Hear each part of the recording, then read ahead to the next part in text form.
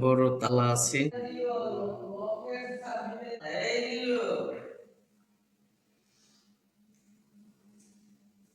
এই যে স্টিলের আলমারি অবস্থা কামড় করিস না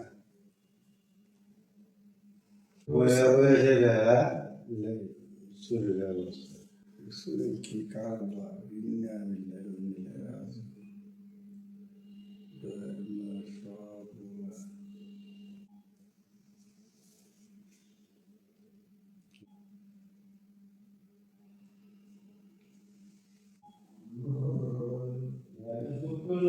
ইলাইহি রাজিউন